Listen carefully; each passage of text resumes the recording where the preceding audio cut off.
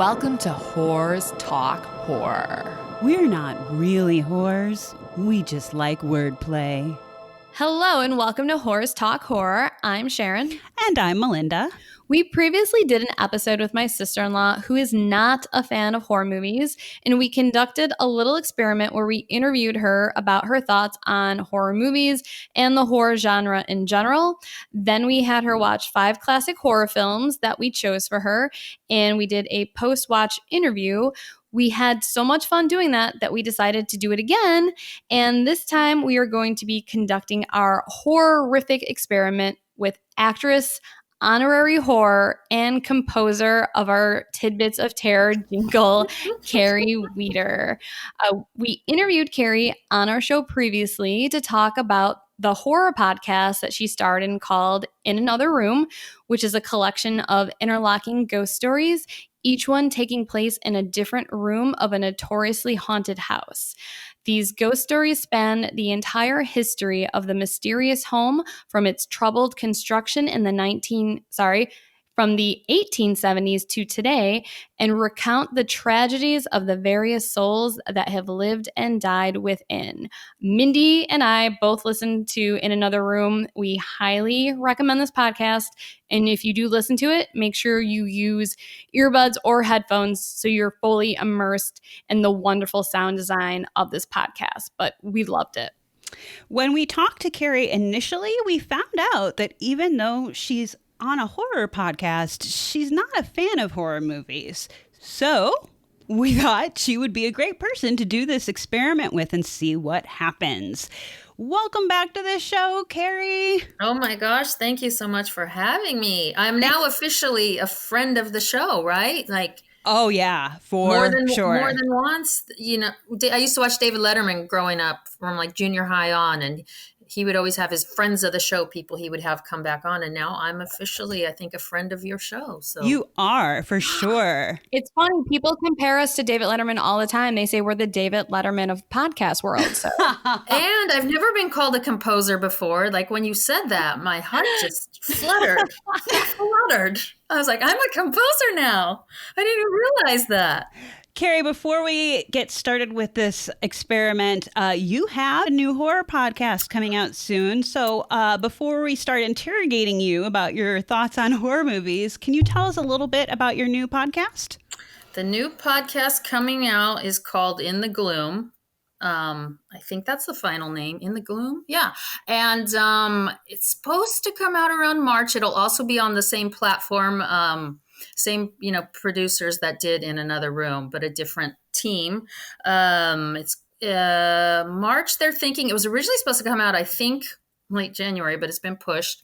And I have, this time I play a psychiatrist. I believe I'm a psychiatrist, and I don't want to give too much away, but it deals with like I work in a mental facility with troubled teens who have committed horrific crimes, and that's all I'm going to say. That's all I'm going to say for now. Yeah. I'm intrigued. I'm in. I'll listen. Thanks. And I just think it's funny because, this one I'm a doctor, and In Another Room, I was sort of a scientist, paranormal investigator. And then I had a real small part in another one that has not come out. And it kind of sounds like it might never come out. And I was a doctor in that one as well. And so that was all voice. I'm, these doctors, these scientists. And then when you put me on camera, I'm usually the woman in the apocalypse. So yeah, it's very interesting that my voice apparently sounds very knowledgeable and professional, but my appearance, I'm the homeless woman and the, mean psychiatric ward nurse. So it's range is what it is. Yeah, it is range. I'm very diverse. There you go. That. There you go. Amazing character actress. Yes. Yes. And composer. Yeah. Oh, well, thank you. I was thinking, so you're calling this horrorific channel. Maybe I should come up with a little jingle for that. I don't know. We would love it. It's a thought. I shouldn't have even said it, but because Tidbits of Terror was pretty easy. That one just popped in my head. This might be a little challenging, but I'll kind of put it on the back burner and see if anything comes to fruition. All right, we're not going to hold you to it, but Okay. obviously we Okay. would appreciate it. And you want to hone in on your composer skills. Yeah, but You I don't mean, lose them. I feel like I really hit it out of the park. Not to boast, but to boast. Humble brag. I feel like I hit it out of the park with Tidbits of Terror. With that Yeah. metalcore vibe, and then it's like I'm kind of scared to try again to see if lightning strikes twice. We love it whenever we record an episode. Spencer will be like, "No, I'll just put the jingle in when I actually edit the episode," and Sharon and I will be like, "No, we want to hear it." I love it. I love it. Thank you. Thank you for listening. All right. So let's, before we get into the questions, let's just go over the movies that we chose for you. So we mixed it up a little bit from the last horrific experiment that we did. This time you are going to be watching The Haunting from 1963, Night of the Living Dead from 1968, The Thing from 1982, The Exorcist, the original. I did not write the year of that one down, but we all know The Exorcist, and the Texas Chainsaw Massacre, which make sure you watch that one last. I cannot stress that enough. Why? That's Sharon's favorite too, I should probably mention. Oh, the first one's mine, but the first one is yours, The Haunting? Yeah, it's my favorite. Yeah. Okay. Why should I watch the Texas Chainsaw last? Because if you watch it first, you probably won't watch the other four. Oh, wow. Wow. And I'm Googling right now. I'm using the Google to see Exorcist 1973 film. Oh my gosh. All right. Yep. I would have thought it was later. No wonder I haven't seen it. It's I was very young when that came out. Huh. Okay. Linda Blair, right? Young Linda Blair. Yes. Yeah. She's incredible. For me, and I'm realizing this in quarantine now, I don't know if this is the case in Chicago, but in LA, like roller skating has gotten really big during kind of lockdown and COVID. A lot of people are roller skating with like the old school, not rollerblading, roller skating. Nice. So people I know are posting pictures on the social medias of them roller skating, and it reminds me of Linda Blair. And one of the movies, I only saw it once, but it still has a special place in my heart, is Roller Boogie. Have you seen it? No, is she in it? She's in it, and it's like maybe it takes place in Venice Beach, but I could be wrong. But like she's kind of roller skating, and then she meets this guy, and he's a good roller skater, and I think they compete in like a roller skating competition and dance. There's like roller skate dancing, and yeah. I've never heard of that. That kind of sounds fun. Yeah, it does. It was kind of like, I want to be like tan and roller skating and meet a cute guy. Because I do roller skate. I've had quad skates since like leather quad skates since the same pair since like 1989. I still have them and I still use them. And I'm still like, maybe one day I'll be the real life living roller boogie, Linda Blair. So that's how I know Linda Blair. A lot of people associate her with The Exorcist, but for me, it's roller boogie. Okay, well, you're going to see a whole different side to Linda Blair in The Exorcist, but she's pretty fantastic. We actually met Linda Blair at a Days of the Dead Fest in Chicago a few years ago. And I was dressed up as dead Laura Palmer from Twin Peaks, and I did my own makeup, and we were talking to her, and all of a sudden she stopped and just looked at me and said, "You look really dead." And then I was like, "Oh, thank you." And she's like, "No, I mean, like you actually look like you're dead. Like that's like," she's like, "I'm having a hard time looking at you while I'm talking to you." I was like, coming from you, that is like such an amazing compliment, because you were Reagan from The Exorcist. Like your makeup in that movie, I mean, talk about looking dead. I was like, wow, thank you so much, Linda Blair. So that's nice. That's high praise. Right? Wow. Oh my gosh. All right. Are we ready to start the interrogation? I think so. I'm ready. All right. First question. Kerry, what is your personal definition of a horror movie? I was thinking about this, and I think it's something that's meant to scare you, to like cause suspense and all this, but also on a whole other flip side, something that has been very suspenseful for me. The last few nights I've been watching Bridgerton on Netflix, which is like a period romantic thing, and that is making my heart beat and giving me so much anxiety. And it's so I don't.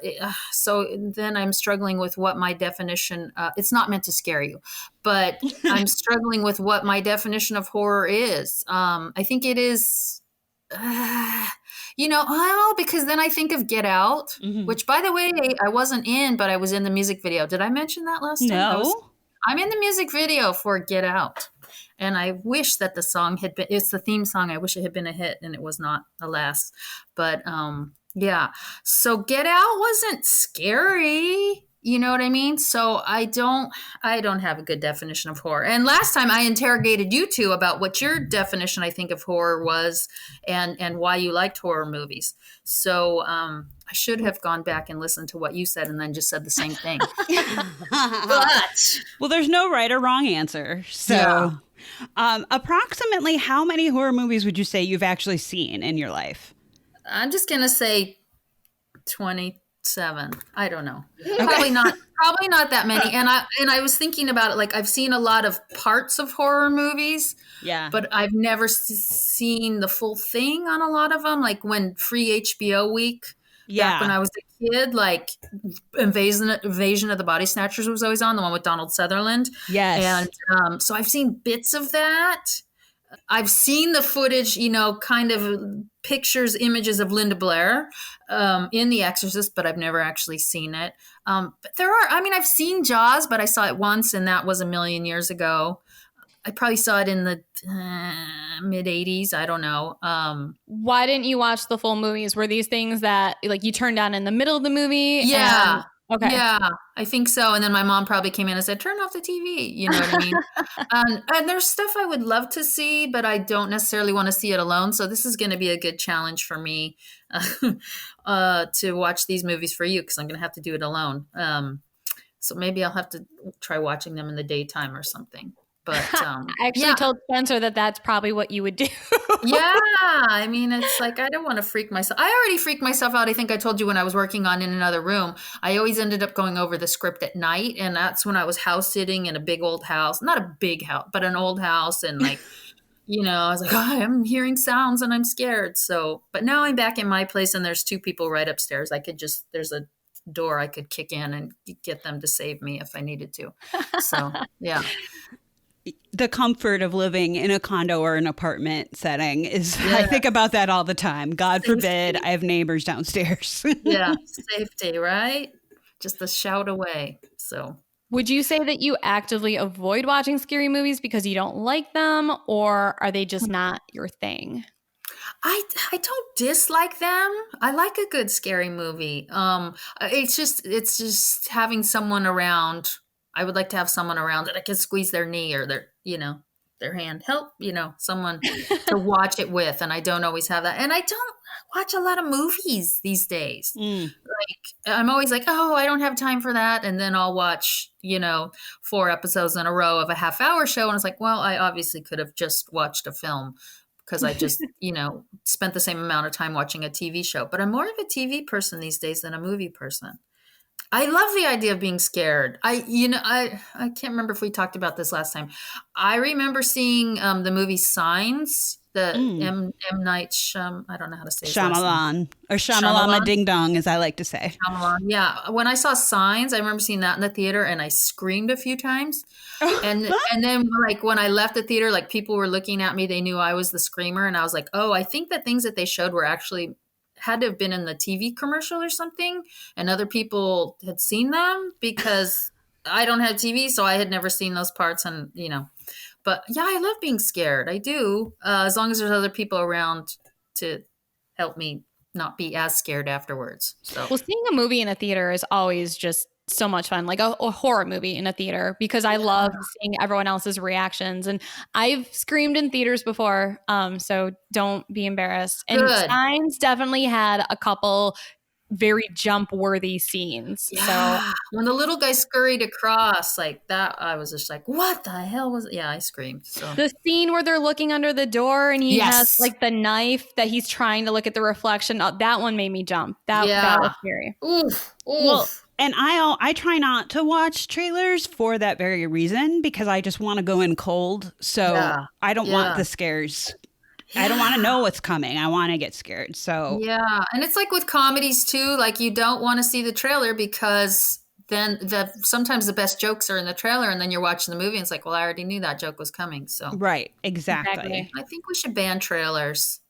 I agree. Yeah, totally. Our government isn't busy enough dealing with anything right now. So this is something they could do. Ban movie trailers. There right? you go. Ban showing scenes from movies. If you had to choose, what do you think the scariest movie you've ever seen was, and why? See, I don't have like I have things that scare me. Did we talk about this last time? I can't remember if we did. I don't know. Sorry if we did. I have scenes, like I really wish there was a movie that scarred me for life. I really do. But there isn't. There are movies that have affected me. Like the movie Copycat with Sigourney Weaver and Holly Hunter. Oh. Like I think of it every time I go into a public stall bathroom, and you go in and there's a bunch of stalls, and I'm like, someone could be in the stall next to me ready to kill me, Mm-hmm. So I think of that. I live by the beach. I'm a few blocks away. When I'm down there, I think of Jaws, but there isn't something that was very scary for me. It's still it's Willy Wonka, when he and his grandpa drank the stuff they weren't supposed to drink, and they floated up. And there was a fan up there, and they realized that if they burped, they would go down and not go into the fans and die. So they saved themselves by making themselves burp. And I don't know how to make myself burp. I don't either. Yeah. Oh my God. So that was, that scene. And I love that movie. And there's a lot of magic. And Gene Wilder, I think his performance is one of the best acting performances of all time. He's amazing. But yeah, that was very scary to me, just that part, because I don't know how to make myself burp. And what if I drank something and floated up towards a fan that was going to kill me? So there's moments, things that have impacted me, but I don't know what the scariest movie of all time. I really don't. Okay. I like that you chose a moment that's very practical. That's scary. And you think, I've had all these years to teach myself how to burp. Have I done it? No. So, fun fact about Willy Wonka. So, Grandpa Joe, yes, he is actually in a movie called Dead and Buried, where he plays like a mad embalmer. Oh. And he's like a murderer, and he's complete departure from Grandpa Joe from Willy Wonka. So, wow. Dead and Buried? Yeah, it's like a fun zombie-ish type movie. 1981. Okay. The movie poster looks somewhat familiar, but maybe it's just that familiar font that's used in a lot of horror movies. Wow. Okay. James Ferrantino, Jack Albertson. That has to be Grandpa Joe, I'm guessing. Is he the town coroner? Yes, that's what I was looking for. Town coroner, not embalmer. Oh, I'm intrigued. Grandpa Joe was a murderer. Oh my gosh. Oh my gosh. See how versatile we are, us actors? We just, oh my gosh. It's amazing. Right? So if you had to name the last horror movie that you saw, what do you think that would be? And did you see it in the theater or at home? I recently watched the new Invisible Man. Oh. With Elizabeth, and I'm blanking on her last name, and she's such an amazing actress. Elizabeth Moss. Yes. I saw that one, and I'd heard great things about it. I watched it at home. This was just like maybe 2 months ago. Mm-hmm. And it didn't land for me. It didn't. I wanted to be more scared. And see, and now again, this is why I'm confused about what horror is. I mean, that was considered a horror film, right? Like a scary movie. Yeah, I kind of felt the same way. I thought it was a bit long, but I thought the general concept was really scary. Like if there was somebody that was a crazy stalker that had access to that kind of technology, like the thought scared me. And the beginning, it was very scary when she was like escaping that house Yeah. with her boyfriend. That was scary, but then I felt like it didn't live up to that. I don't know. And the guy who played the brother, he's in one of my favorite TV shows, Patriot. He's the lead and he's amazing. But yeah, it didn't land for me. And I watched Jim Jarmusch's zombie movie. Oh yeah. Which was supposed to be funny anyway, Yeah. you know, more funny than scary, but that one didn't land for me either. And I love his movies. Not all of them. Dead Man wasn't, but some of his I just think are masterpieces. But yeah, so I've had a few disappointments lately. So I'm hoping these charge me up on the horror. Watching these films for you, for your challenge, just gets me going. Well, if you had to choose, which kind of scary movie would you rather watch? One about ghosts and the paranormal, a slasher film, a monster movie about vampires or werewolves, or maybe a psychological horror movie? Ghosts are scary. Well, okay, here's a movie that was scary for me. And was it 28 Days and 28 Days Later? Was that the one with Cillian Murphy? Yes. 28 days later and then 28 weeks later. Okay. That one stuck in my brain. And we might have talked about this last time. How many times? Okay, here's the drinking game for this episode. Every time I say we might have talked about this last time, I take a drink, mofos. What was so scary about that was the fast zombies. Yes, I agree. I mean, zombies are scary. But fast zombies, oh my God. Because zombies are lumbering and you're like, well, if there's just one, like the thing can barely walk, you know what I mean? Mm-hmm. I can get away from it. If there's, you see this on The Walking Dead. If there's several of them, then it gets dangerous because they can knock you over, whatever. But fast running zombies, that was terrifying. Terrifying. Yeah. Agreed. Terrifying.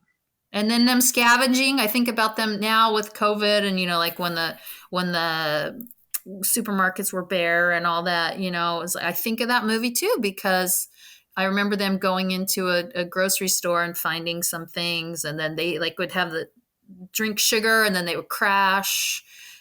They weren't used to sugar and crash like their metabolism, their body energy would crash. Yeah. So that one's. Say again? I was going to say, is the answer to your question then you would prefer like a monster movie or a zombie type movie? Yeah. Ghosts are good. I like ghosts too. I like creepy. Yeah. Yeah, I think so. Yeah. To be scared by those monsters. I was more under the impression that you just had more of an aversion to horror movies. So you're open to it. You just haven't exposed yourself to a lot. I'm horror curious, I'll say. Yeah, I'm open. I'm open. Mindy, write that down. That's going to be our first t-shirt. Horror curious. Awesome. Okay. So what about like blood and guts and gore? Do you like movies that have gratuitous violence or gore, or is that like a big turnoff? No, not so much. That's not my thing. Not so much. And I've done some stuff, like I've been maimed big time maimed, but it's not really out in the public domain. I worked with this artist, Paul McCarthy. I've worked with him for several years, and they did a thing. So the guy who won Kazuhiro, he's won the Oscar 2 years in a row for the last, I don't think it was 2 years in a row. Maybe it was 2 out of the last 3 years. I'll say it that way. He does prosthetics. He did Gary Oldman in the Winston Churchill movie. And he did Bombshell with Nicole Kidman and Charlize Theron. So he won. He does prosthetics and body life casting. He did my whole body. And Paul wanted it to look as realistic as possible when I was being maimed. And and somebody told me, I didn't go watch. I was on set when they were maiming me, but I didn't go watch. And I knew a lot of the crew. We'd worked together off and on for, at that point, a couple of years. And a lot of them were like, Kerry, I'm glad you didn't watch that. It was really hard to watch. And somebody told me they'd never seen so many canisters of blood as that they used for my prosthetic in all their years of working in the industry. So yeah, I've Yeah, I appreciate the work that goes into it. I've seen now and had to have like a fake neck put on to have my neck slit and all that stuff. Whoa, what were you Yeah. filming? It was this art project, ongoing crazy opus for Paul McCarthy, and his stuff is like hyper violent and hypersexual, and it's funny because people, he does think about why he's doing it, and it is a commentary on the slasher and on the sexualized films, but it's taken to the extreme, and so people just think he's just trying to do it to jerk off kind of a thing. But it's like, to me, my takeaway from it is that like maiming somebody should be hard to watch. You know what I mean? Raping somebody should be hard to watch. And in a lot of the mainstream, even TV shows and films, it's not. People enjoy it and are cheering and all that. So it is a whole different take on it. But he gets put down for that. But he's commenting on the stuff that people do every day for entertainment. So Interesting. I'm gonna have to check out his work. I've not heard of him. Oh yeah, it's. I always thought it'd be fun to be in a horror movie and get to play a scene that's like very bloody or gory and have a lot of prosthetics on you.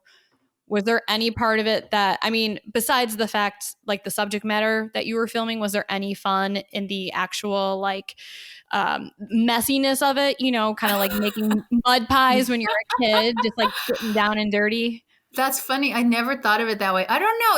It can be technical. I remember doing something where I was slitting somebody's throat, and like she had a piping kind of thing connected to it, and like I had to kneel a certain way, and so that the piping thing didn't get kinked and the blood could flow through, and you know what I mean? It's a lot of times where you're doing this thing and it's crazy and there's all this, heavy breathing and movement and craziness, and then the blood doesn't, there's air in the tube and the blood doesn't come out, and then you have to do it again. So is it fun?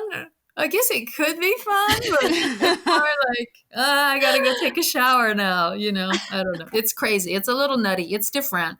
I mean, it's different. It's a whole other. It's not the reason I got into acting. It's interesting. Well, okay, so gore and stuff and such aside here, what are your thoughts on the paranormal outside of movies? And okay, everybody take a drink because we might have talked about this before. Yeah, we might have talked about this before. But do you believe in ghosts and hauntings? I do. I don't really want to experience that firsthand. Okay. I think you guys, would you like go into a haunted house? Would you, I know you both have kind of lived in houses that were semi-haunted. Like, would you actively go into a place and like spend the night on like the Queen Mary and do the haunted tour kind of thing, or? Not anything that was that extreme. Like I would never, if you were able to still, I would not stay at the Cecil Hotel, for instance. Okay. Like, screw that noise. Oh, yeah. My friend has worked on, there's a hospital in downtown LA. She's a painter and she's worked on some creepy sets. And I'm like, oh, no, thank you. And then I sent you that article and you did an episode about it, about the actor who did that reenactment show and they filmed it in the actual haunted house. That does not appeal to me. No, I don't need to experience it myself. My grandmother would see visions.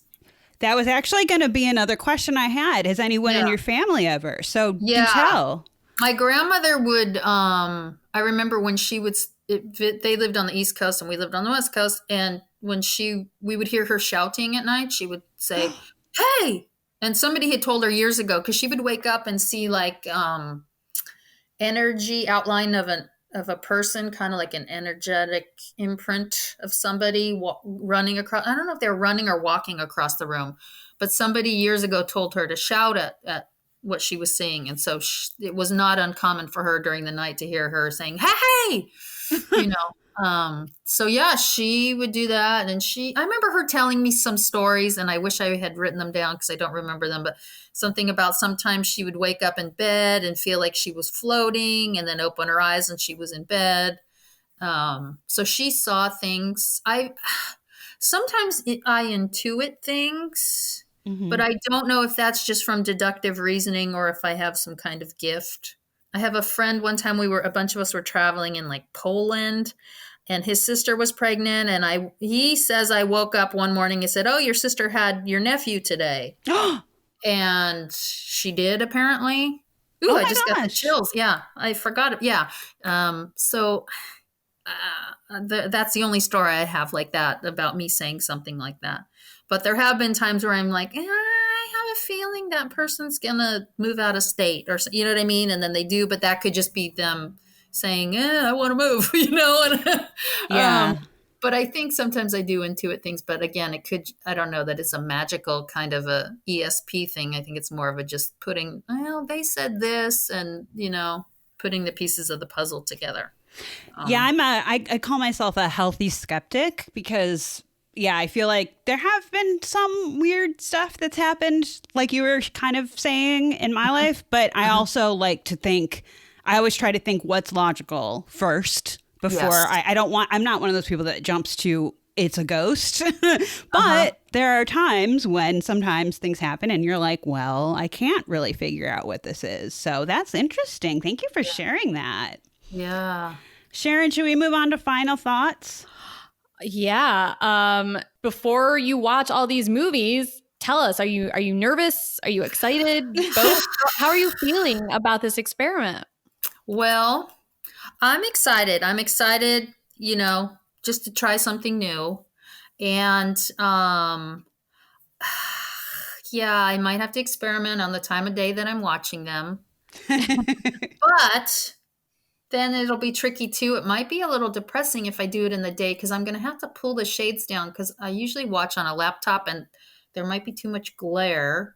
So I'm just looking around my room now trying to figure out how I could watch something in the day without too much glare. It might be tricky because of where my couch is and such. But I'm excited to see, like, I'm approaching this sort of as a sociologist. Is that a word? Yeah. Just to like see the different, gender stereotypes and, just see the different norms that are going on in these films and try to find some kind of thread between them. Maybe I like to, find connections. So I'm going to have a notebook close by and be jotting down notes. And I like to do research. So I think I'm excited. I'm very excited.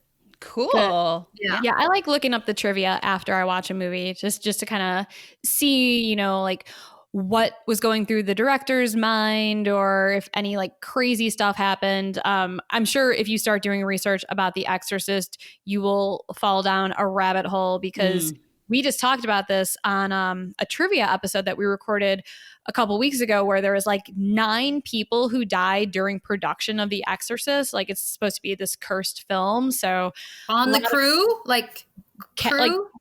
Cast, crew, a lot of injuries. Linda Blair was hurt. I think she fractured a few vertebrae. No, she was hurt, but it's escaping me. But the actress who plays her mother was the one who had the fractured vertebrae. I don't want to say too much, so no spoilers. Linda Blair did too, because I just watched cursed films about The Exorcist. Both of them had injuries. Ellen Burstyn, she did get. Thank you, Ellen Burstyn. Oh, Ellen Burstyn's great. She's the mother. Also, yeah. Linda Blair, when the scene where she was kind of like, there was one scene where something that was supposed to keep her like strapped in malfunctioned. So she was this. I know her head spins around. Yes. She had a neck injury from that. No, I'm kidding. I know that she also projectile vomits. So those are like the only 2 things I know about The Exorcist. Don't eat pea soup while you're watching The Exorcist. Oh, no pea soup. I'll write that down. No pea soup. Okay. Wow. Yeah. It's funny that you bring up the thing about injuries because it's just really freaking common. I just was listening. I've been watching Better Things on Hulu. I have Hulu because they have $2 a month for a year. I'm cheap. And so I finally just signed up for it. And I've been watching Better Things with Pamela Adlin's show. And I just listened to an interview with her. And she started acting when she was 9. And she was just talking about how she was with a friend who was also a child actor. And they were one day just like comparing all their scars from times they were injured on set. And I was like, oh, God, like, it's really a thing. Like, yeah, I have a friend who's like had teeth knocked out and Oh my God. Do you have any noteworthy injuries that you want to mention, Kerry? I do not, thankfully. I do not. Knock on wood. Yeah, I'm double knocking on wood. Yeah. All right. Well, So- we hope you stay safe while you're doing this experiment. Yeah. Send us your medical bills if there's any injuries that occur. Okay. Oh, good. We got that recorded that you're taking care of medical bills for me. Okay. And what do you recommend? Like, can watching a movie conjure bad spirits? I don't think so. I don't think so either, honestly. And to be fair, I watched The Exorcist fairly recently. And I one thing to remember is these are just movies. So try to have fun with it. But I do feel like it's still a good movie. Well, a creepy movie, but I do also feel it's a tad dated. And that's all I'm going to say. So I feel like some people who see it now, who have never seen it back in the day, might not have the same reaction. Got it. But I don't think you'll get injured watching it, nor do I think you're going to conjure anything watching it. All right. But if I were to convince myself that I had conjured something, is there anything, what do I do? Like sage is sage for bad spirits? What do I? Just say you are not welcome here. Please leave. This is my space. Oh, that's right. I learned that from that article I sent you. They told that actor on set what to say.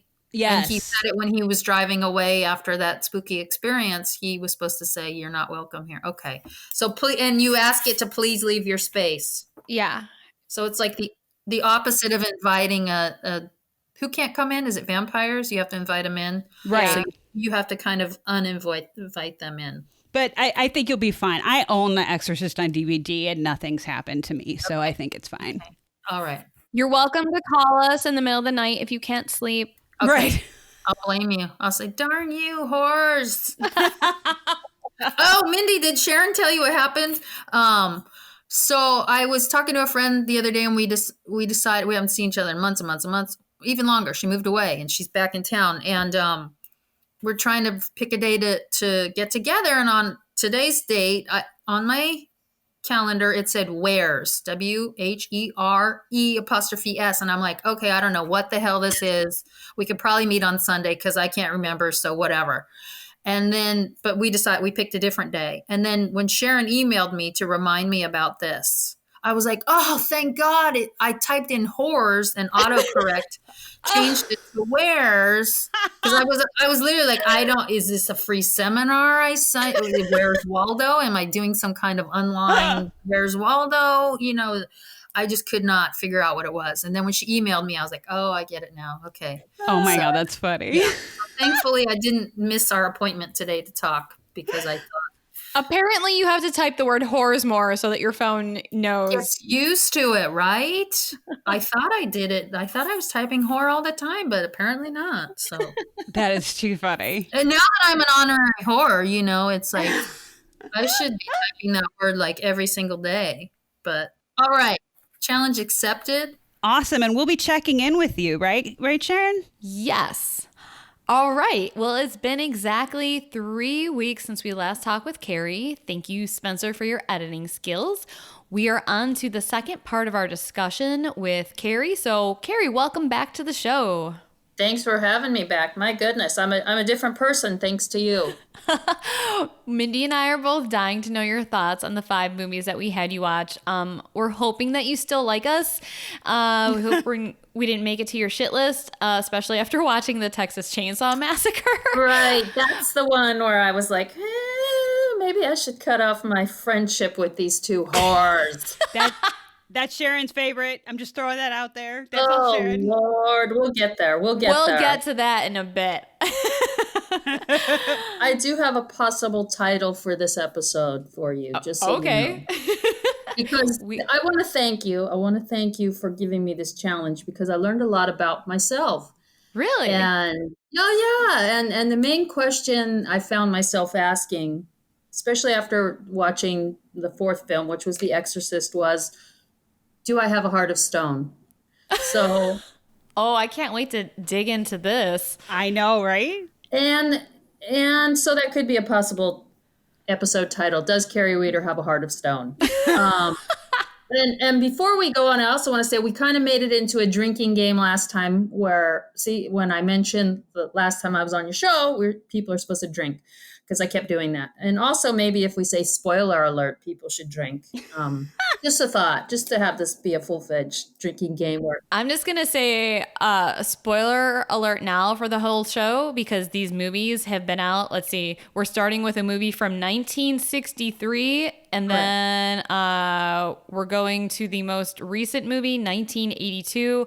So if you haven't seen these yet, it's too bad. So spoiler alert for the whole show means you have to chug your drink right now. Just chug it. Just chug that drink. Episode. Yeah. There, okay. I chugged mine. Just kidding. So before we go through each of the movies, Kerry, tell us how you ended up watching the movies. Did you watch them all in the daytime, or did you muster up the courage to watch any of them, to quote The Haunting, in the night, in the dark? I watched them all in the night on my laptop, and I think watching it on my laptop may have affected things. And may have that led me to questioning my humanity because it was on a 14-inch screen. I want to give a shout out not only to you for this challenge, but to the LA County Library System because I think they had every movie. But however, when I was watching my first movie, my disc player broke. And so then I had to end up downloading stuff and all that, watching on different platforms and paying and stuff. But the LA County Library System is amazing. And if you live in LA County, there are two systems. There's the LA, I think, Public Library System and the LA County Library System. The LA County Library System is the bomb. I just want to say that. And you can't go in there right now because of the pandemic, but you can order online and then call them when it's ready and tell them you're going to come pick it up and come pick it up. So my brother would love that because he actually has a degree. He has a master's degree in library science, and he is a huge fan of libraries and the library system. And libraries are actually open in Illinois right now. Oh, they are. So he goes to the library so often that when he walks in, I'm not even joking, everyone's like, "Hey, Jim. Hey, Jim. Wow. What's up?" And speaking of gyms, shout out to our listener, Jim, who is also a librarian and getting his degree. Yes. So we are fans of the library. And so that's a nice shout out. We like that. Yeah. So go support your local library. Library. Support your library. Library. Yes. Or your library. Yeah. Okay. So our first movie we're diving into is The Haunting. Yeah. Let's get into it right away. 1963. What are your overall thoughts and impressions? Let's start there. Overall, okay, I liked it. I really liked it. I think I watched this kind of second in the lineup, and it's your favorite movie, right, Mindy? It is, yeah. I mean the casting with Claire Bloom and Julie Harris and really, and Russ Tamblyn. So I, the whole time I'm watching it, I'm like going do do do do do. Right. When you're a kid, West Side Story, man. So this was actually his first movie that he worked on with Robert Wise prior to West Side Story. Did Robert Wise direct West Side Stories? Yes. I did not know that. Wow. Yes. Well, he's perfect as that sarcastic smartass. He's perfect. And then years later went on to be in your show that you love so much, Twin Peaks, as a creepy guy. But I was just like, I thought it was perfectly cast with the charming guy. I had to write his name down, Richard Johnson. Yes. So charming. And I just was reading, he was originally considered to play James Bond, and either he allegedly turned the role down because he didn't want to do a series of films or whatever. But he was great. I want to talk about the creepiness factor with him. Was he a lech? Let's talk about that. Ooh. Yeah. Julie Harris, perfect as she's always great as the naive girl, but then she got a little sassy with the guy when she wanted to come in the gate, and I love that. Claire Bloom is that snooty, oh my God. Perfect. So are you familiar with, because this movie is based off of the novel The Haunting of Hill House by Shirley Jackson. Are you familiar with Shirley Jackson's work at all? I've heard her name. The Lottery is the short story that everybody knows by her. Okay. Yeah. Okay. Yes. That's the only one I know. I haven't read any of her longer novels, but I have heard her name countless times, and she should be on my list of people to read. She's fantastic. I will say that while they adapted some stuff from the novel to the screen, because obviously can't make a perfect adaptation for any book to screen, really, but they really, really preserved her voice and her tone and vision in this movie, which is part of why I like it. Did you catch anything interesting about Claire Bloom's character, Theo, other than the fact that she was kind of a badass? And I'm a huge fan of her as an actress. Huh. Not a trick question. Interesting. I mean, I just thought she was so well cast, and then I was going through my head like, she was married to a famous author. Who was it? Philip Roth, I think. Blah blah blah. And there was a biography where stuff was revealed, but I didn't read it. But no, I don't know. Help me out. Fun fact: in the novel, it's a little bit more explicit. But her character is actually a lesbian, which is not okay. Yeah. I thought you were going there. Yeah, I thought you were going there. I was like, oh, okay. And it was a big deal, in 1963, Wow. Okay, I could see that. Yeah, and she seemed sort of impervious to the doctor's charm, so now that makes sense. Okay.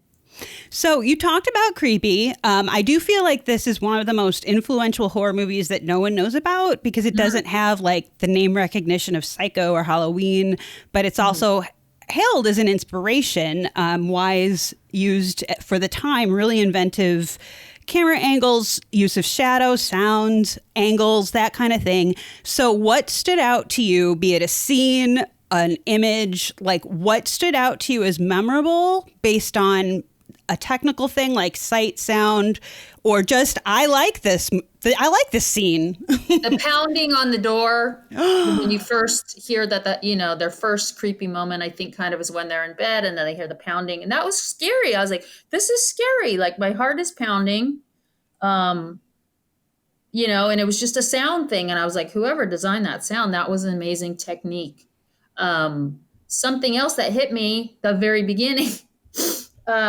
I didn't realize that In Another Room, the podcast that I'm in, the beginning is taken exactly from this. I wrote down, wait a minute, this starts In Another Room, where, and it has the whole question, is a house born bad? And it has the carriage coming and the wife and daughter in it. I was like, this is the same. I had no idea. that they took it from that. So that to me was like, ooh, That's awesome. Now I can cite a source. I didn't know that that's what it's from. The set decorations. Oh my God, how ornate everything was. I felt like I was in that house. Creepy. Good. I mean, there was one line I wrote down, and I fooled around on the veranda with a farmer. They said that about. I just thought that was hilarious. That was her downfall. The companion, yeah. Yeah. And it's dated. I mean, it's old, but it works. It landed. All-star cast, as I've mentioned. The doctor, I want to talk about the doctor. Yeah. I think he was a creeper. I really do. I mean, as soon as I heard, she was going to this house with this doctor and spending the night there, I was like, I don't know about this. And then he was so handsome and charming. I'm like, oh, he's not a creeper. And, and then I was like, no, I think he is. And it's one of those things where he could get away with it because he was so charming and he wasn't so overt about it. But I think he totally would have crept into Julie Harris's room at some point if his wife hadn't shown up. Spoiler alert, drink. Yeah. So, ooh, I've never heard that interpretation or thought about that before. Yeah, but when they're having breakfast and he's like, oh, your hair looks pretty. And he said it as a compliment, but I was like, a married man sleeping in a house with two women, should not be saying that. I don't know. Which that old lady, Mrs. Sanderson, Russ Tamlin's aunt in the movie, she at the very beginning says that to him. Yes. You're going to be in this house with these people, Yes. Yes. Interesting. See, I always read that as him just being nice and friendly. And there's a moment where Eleanor does say something to him, and he takes like a sterner voice with her, like, Eleanor, and then something supernatural happens and it grabs his attention. So I always thought like he was trying to be nice, but then he started to realize that that's not how she saw it, but didn't have the chance to cut that off. But I could be wrong. I'm a little more suspicious. Interesting. Like, I don't know, that's just me. Maybe I'm warped, but so yeah. So my overall impression is, I wrote this down at the end. I dug it. Nice. It. I was there. I dug it. Yeah. Well, I wanted to let you know, before we move on to the next movie, a little fun fact. Since you had sent us that article, Kerry, about that reenactment actor who had to act in an actual haunted location, Yes. you might be interested to know that the exterior and some of the interior shots of Hill House were actually filmed at a real mansion in England called Eddington Park. It's now a resort, but the mansion at the time was privately owned, and it apparently does have its own history of hauntings. Ooh. And in the DVD release that I have that came out like around the year 2000-ish, I feel like, Russ Tamblyn actually in the commentary does tell a story about a possible paranormal experience he had while he was on location, but he was not in the scene they were filming, so he was kind of chilling on his own. Sure. Yeah, and Wow. had something strange happen, and he doesn't know how to explain it or whatever. He just knows it creeped him out, and he never bothered going off by himself again. Wow. I got the chills. Whoa. I can see that. I didn't realize that was England. But Yeah, I remember thinking, like, where could this house be? But wow, okay. And then they did, I mean, like a lot of the interior stuff, obviously with like the house falling down and the door and all that stuff, that was all done on a set then back, Sure. but Pinewood Studios or something, one of those old places back in the day. Yeah, wow. yeah, if you Google it, or I can send you a link, like it's really trippy to see the house in person because you can see online, like the actual mansion. Like I said, it's now a resort. Sharon and I would love to stay there someday when we can do that kind of thing. Would you be interested in staying in an old haunted mansion that was Hill House? No, that's my short answer. And my long answer, no. No, thank you. No, thank you. There, I have good manners. Couldn't hurt to ask. Lord. No. Not Yay. even for a free trip to England? Come on. We'll pay. I want a free trip to England, but I don't think I would spend the night there. I don't know. All right. Fair enough. All right, so let's move on to our next movie, Night of the Living Dead from 1968. So in preparation for talking to you today about this movie, I actually just rewatched this last night. I hadn't seen it since probably high school. I had a very different experience watching this movie in 2021 than I did back in high school, especially some scenes at the end of the movie that were a little triggering. And I'm kind of curious if you had similar impressions. So let's just start with overall thoughts on the film, and then we'll get into it a little bit deeper. So this one's directed by George Romero, correct? Mm-hmm. And I've heard about him, and I've had people say like, "Oh, you have to see this," and blah blah blah. And someone one time, I can't remember when, I feel like it wasn't that long ago, maybe within the last 5 years, someone was like, "Oh, you got to watch this scene of this movie or whatever." And it was Romero. And I was like, I don't get it. Like, it looks so dated and I don't get it. And so that was running through my head as I started to watch this. I'm like, what's the deal with Romero? Why do people, like him?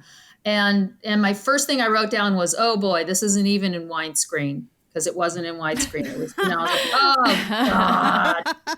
And then after I wrote that down, I didn't notice it for 1 second the whole rest of the film. At the end, I was like, oh, it didn't bother me. So, I was like, oh, this is going to be so dated, whatever.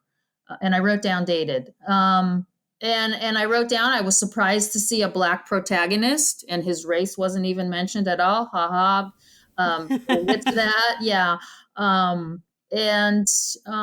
It was hard because I watched this probably a few days after the Capitol was taken over. Our United States Capitol was overrun. So it was triggering in that way to see these dolded, is that a word? Dolded zombies breaking into this house, so that it was that way. It was really troubling to watch because it had just happened to our nation's capital. Had the whole Proud Boys KKK thing going on, which comes up later in the film. Spoiler alert, drink. And because it was Romero and I know how revered he was, I kept searching for the metaphor. I was like, what's the metaphor? What's going on here? I don't, and even the tension between the men, it seemed to be a power struggle rather than a race struggle. But then thinking about it afterwards, I'm like, well, there is a metaphor there. The one guy spoiler alert, wanted to stay in the basement and, and keep things the way he had them. Whereas our protagonist wanted, to protect the house and take a different approach. So, staying in the basement is like keeping things the way they are, the traditional way, which is the racist way, and the whole time I'm like, what's the metaphor? What's the metaphor? The entire movie. And then at the end, I was like, oh shit, you got to watch this whole thing to get it. You got to watch the entire thing. Yeah. And yeah, those flashes with the sheriff and the dogs and searching for the zombies, that I started to be like, oh wait, this is like, oh, it's unsettling to me.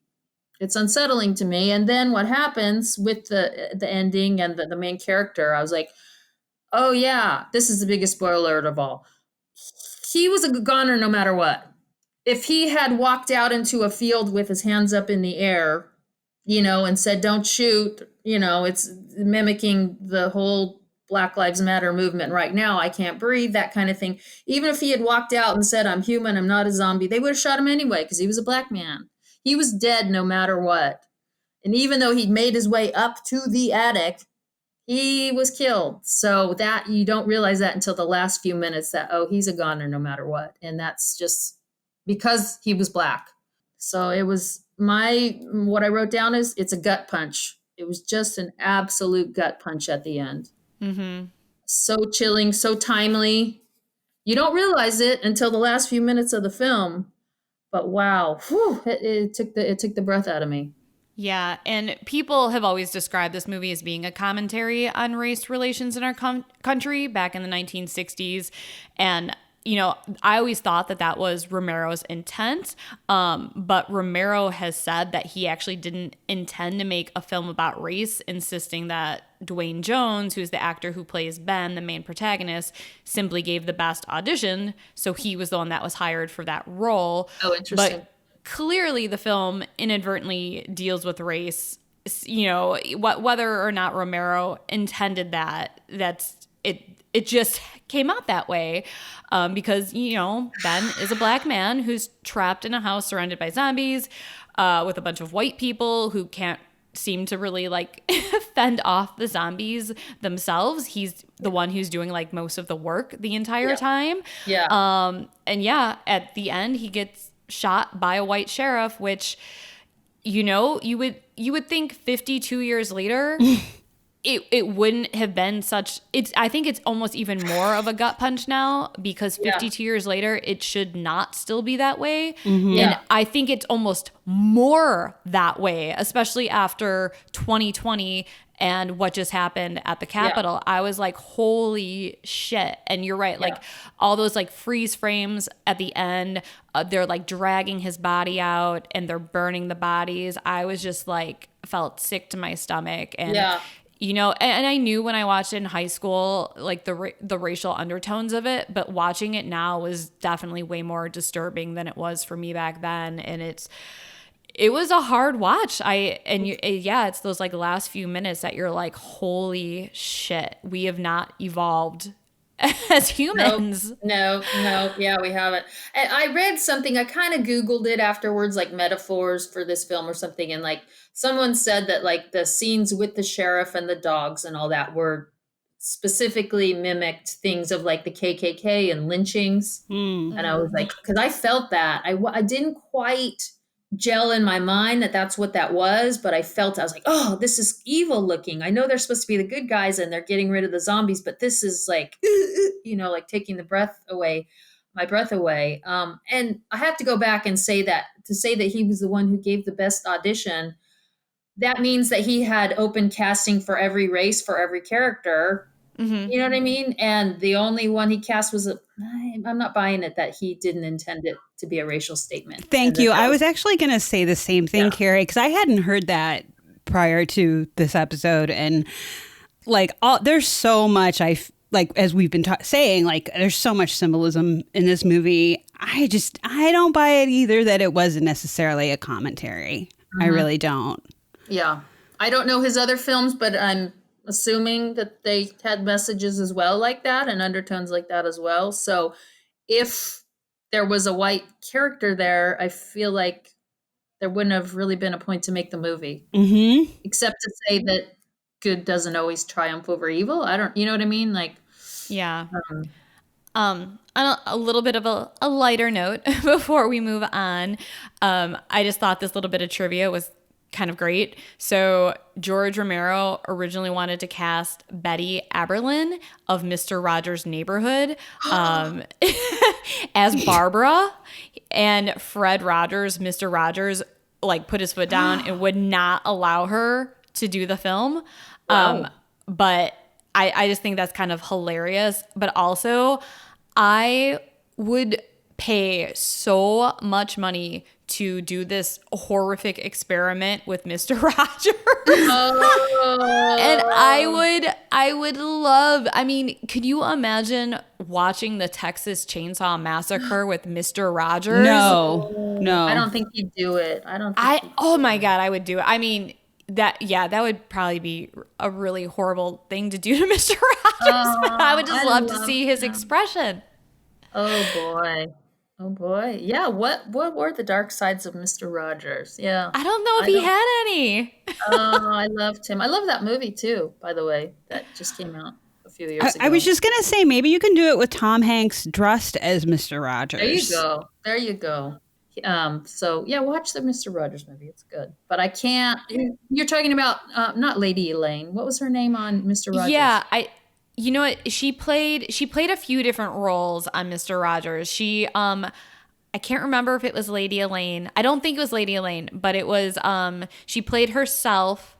I think she sang like some songs, and then she played another character. Because I looked her up briefly. She was like that main woman that you would see who interacted with. No, that's not Lady Elaine. It's not. Lady Elaine was the puppet. Okay, but she does. But she was the one. She was the human with the puppets. Yes, okay, she does the voice for like the Yes. Oh, she was originally going to be Barbara, apparently, or Romero wanted her to. Wow, that's a whole movie right there. Wow. Okay, well, now I think we're going to get a little freezing here and move on to The Thing from 1982. What are your overall thoughts and impressions, Kerry? Well, this is one I needed to see on a bigger screen, I think. And this one, I love Kurt Russell. Let's say that. Grew up watching Kurt Russell. I adore him. I didn't know what this one was. I thought this was a Blob movie, so I was pleasantly surprised. I thought this was going to be a movie from the 60s that was like the Blob, or like a swamp kind of creature. And I was like, oh, Kurt Russell, great. And this is the one. It's the first one I think I started to try to watch, but then my DVD player crapped out, and so it froze. Yeah, so I watched this one in 2 sittings, maybe a few days apart. And so many people, when I told them I was watching this movie, said, that's my favorite movie. I love that movie. That movie's amazing. That movie's scary. And I watched it and I'm like, I don't get it. Like, I feel nothing almost. I almost feel nothing. It got off to a good start when I put the DVD in, and the menu music was creeping me out. I was like, oh, I got to turn this on right now. I can't, like, sometimes you put in a DVD and you let it play because it takes a minute to boot up. And the sounds on just when the menu popped up for the movie were so creepy. I was like, oh God, and I was already freaked out. Cause like I said, this was the first one I started to watch and I was like, I don't know if I can do this. So yeah, that I was like, oh, yeah, we're off to a good start. The menu sounds are really creepy. And then my I didn't know what this movie was about. I wrote, wait, sci-fi? I was surprised. Kurt Russell, I began to think of him during this film as KR. So KR, I wrote that he's very hirsute. He's very hairy, he's got that big 70s. Yeah, well, this was in the 80s, right? I actually thought we rewatched this a few days ago, and I thought that I was like, man, how did he keep his hair so nice with these people down in Antarctica? His hair was probably frozen, and his beard. It was probably. Where did they film this? Do we know? L.A., I think.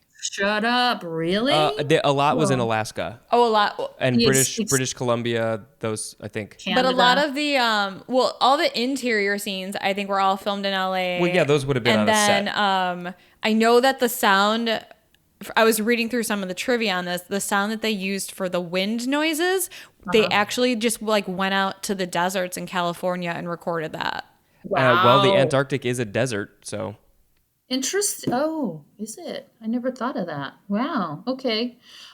So yeah, and then I also had the thought about KR that I think people that know him, because somebody recently put this on Twitter, they said something like, I think even Michael J. Fox's wife calls him Michael J. Fox. And during this movie, I had the thought, I think that people who know Kurt Russell call him Kurt Russell. You don't just call him Kurt, you call him Kurt Russell. Well, now I call him KR. I feel like we're in.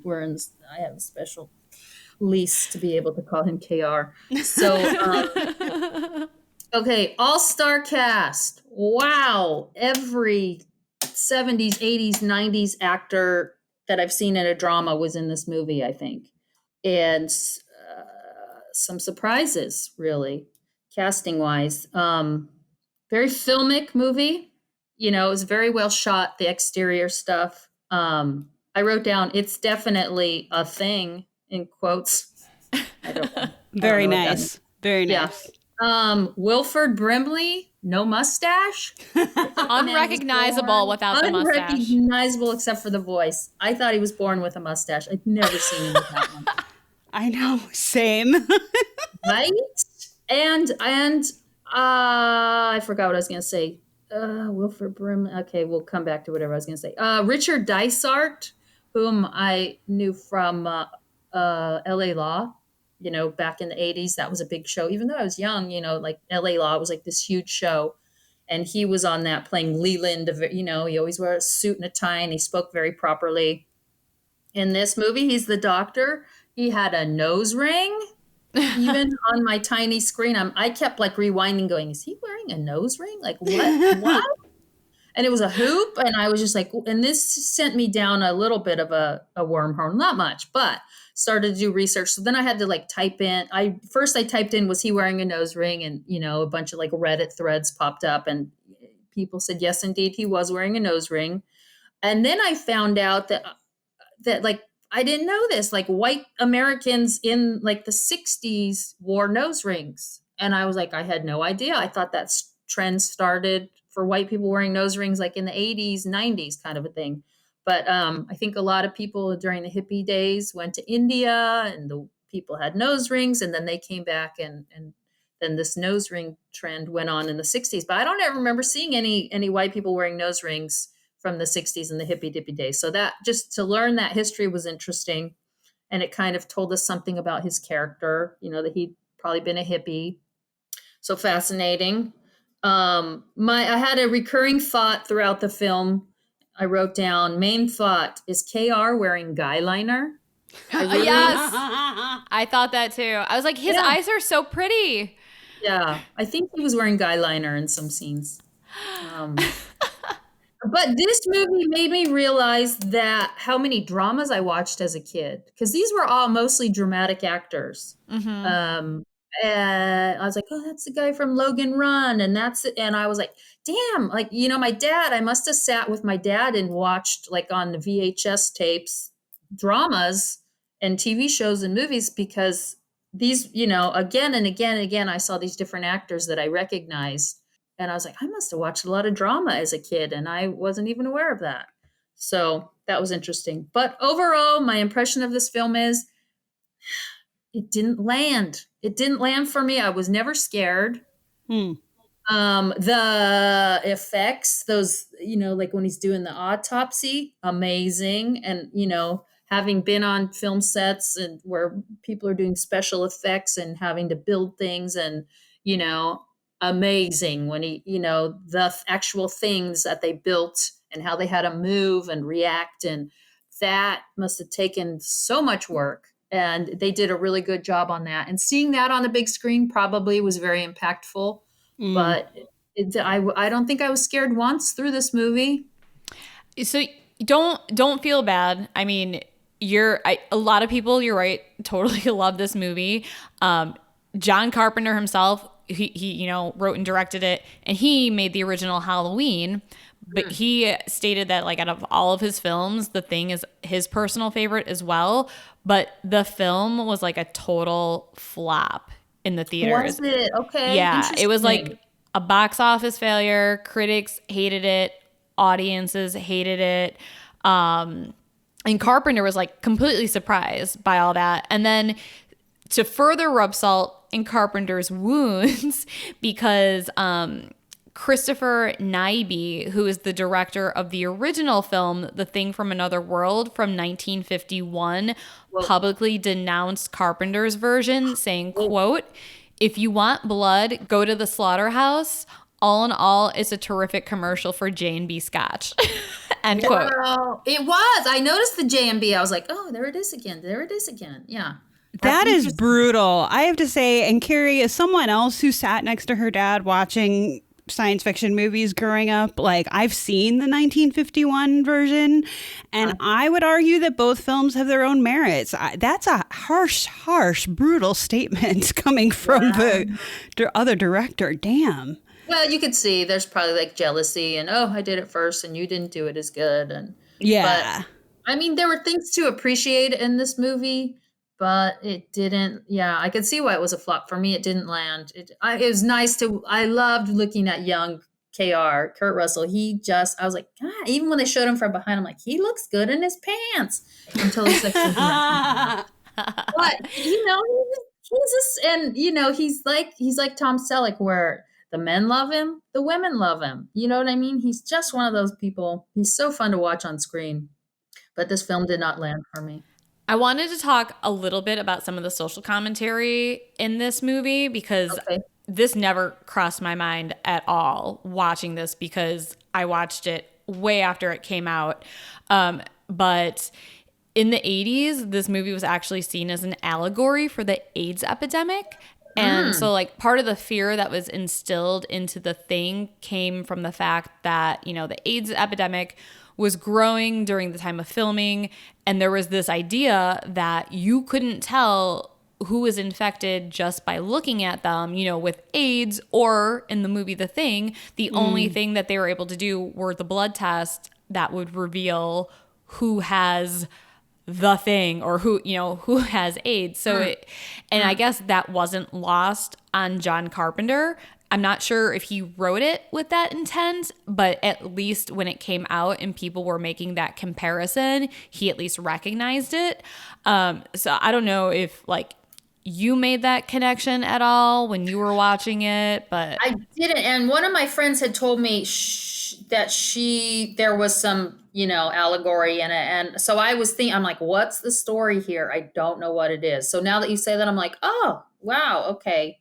But it still didn't land for me, but that's impressive that if that was attempted.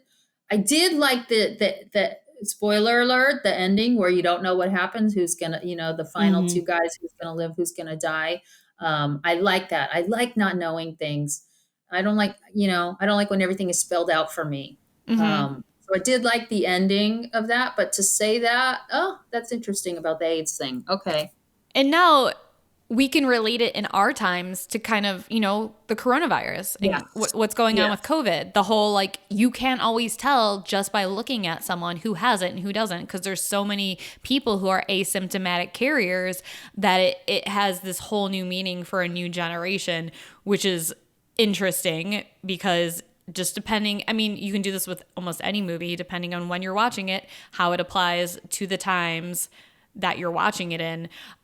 So yeah, I never way too young to make the comparison to the AIDS epidemic, but I can see like people watching it now being like, oh, this is so relatable to me because of what's going on with COVID. Yeah. I'm totally changing the subject now. I did right away. I was like, oh, great. No women in this whole film. You know what I mean? So the feminist me, and then I was like, well, maybe Alien hadn't happened yet. So I Googled it, and Alien was like 4 years before with Sigourney Weaver. So I was like, no excuse. They should have had some women in this. But then it's based on a book that probably the book was all men. So, right? Wasn't it based on a book? A movie from the 50s. Okay. But to be fair, the voice of the computer was actually Adrienne Barbeau. I read that. So that's one woman, but I see what you're saying. Yeah. Oh, yeah. That was so dated, that computer stuff. I was just like, oh, my God. Like, what are they going to do? Like, play Pong? I mean, it's just like, good Lord, was that bad. So, I mean, it was just dated. But, yeah, I did read that it was Adrienne Barbeau. I was like, oh, I remember her from, like the 70s, Fantasy Island, Love Boat. Sure. Oh, yeah. Quick fun fact before we move on to the next movie, The Exorcist. So this movie's actually become part of the culture in Antarctica.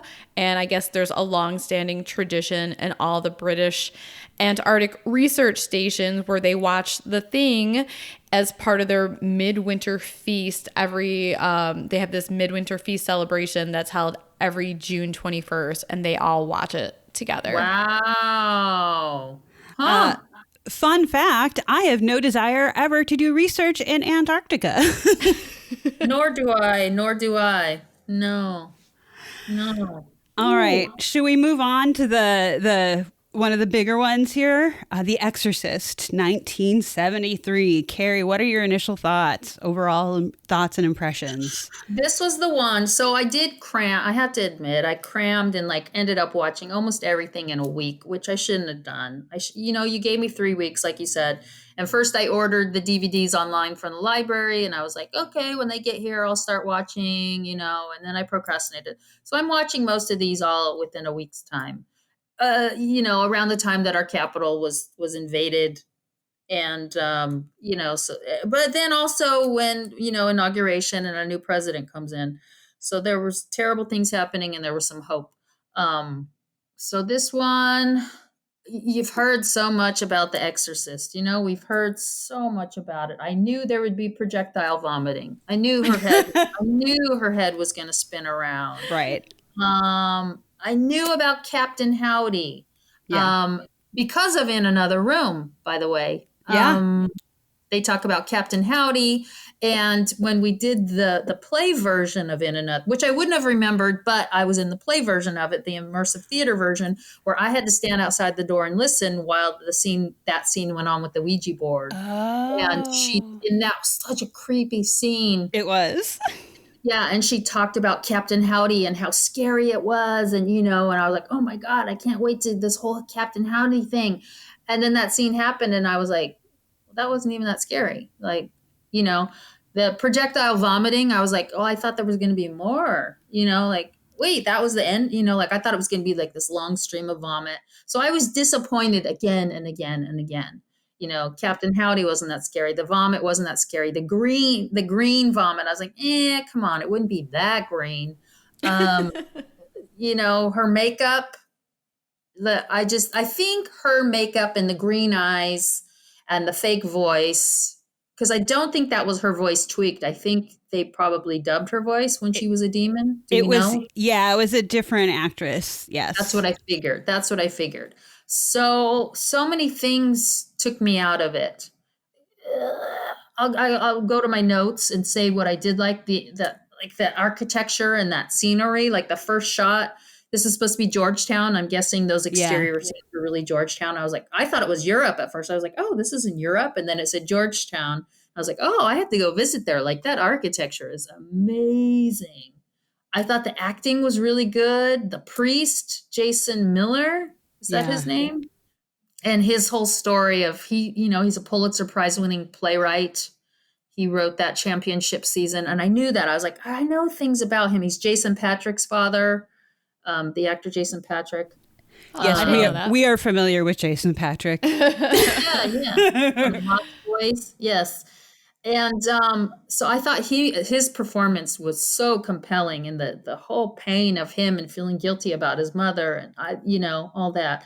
And Ellen Burstyn's always top notch. Linda Blair is, she's a little kid, but I wrote down here, poor Linda Blair. Like, I think you guys last time, time for people to take a drink. Last time I talked to you, you said that she hurt her back and doing. She and Ellen Burstyn were both injured. Well, lots of people were injured apparently during the making of this movie. But yeah, she hurt her back. But then Ellen Burstyn at one point, I think when she gets thrown into like the dresser, like the set of dresser drawers, she actually did hurt herself, and they kept filming. And then later she was like yelling at the director, like, "I'm hurt, you son of a bitch." Wow. Wow. Yeah. So yeah, the thing where she was flopping back and forth on the bed, back and forth, I was like, oh, that girl, back problems. She's going to be injured.